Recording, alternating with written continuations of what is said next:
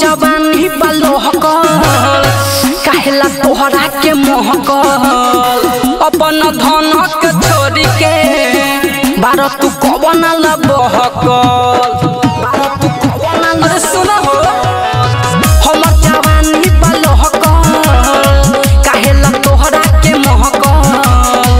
अपन धन के छोड़ी के बार तू कवन ला बहकल बाटे पैसा भतरू केतनो तू उड़वाया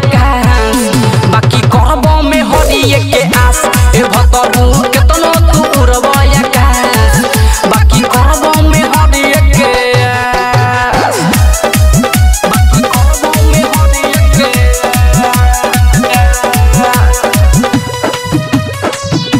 ए भतरू केतनो तू उड़वाया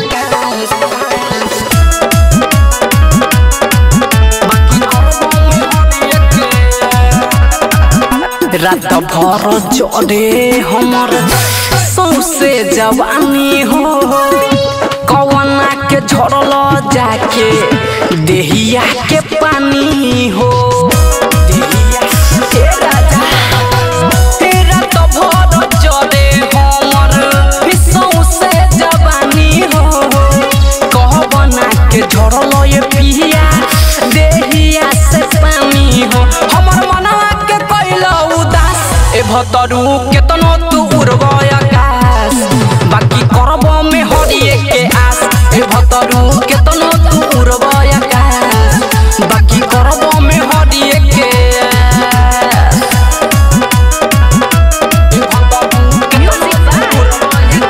सहर्ष रिकॉर्डिंग स्टूडियो भूतही चौक सीतामढ़ी। कवन मजा ले लह तू सौ तीन न जाई के उहे मजा हमहू देहब भीरी सटाई के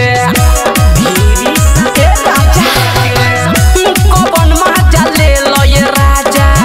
सौ तीन न जाई के उहे मजा हमहू देहब भीरी सटाई के राइटर नीतेश राजू रह खास ए भतरू केतनो तू उड़वाया बाकी करब में हरिए के आस ए भतरू केतनो तू उड़वाया बाकी करब में हरिए के आस। सहर्ष रिकॉर्डिंग स्टूडियो।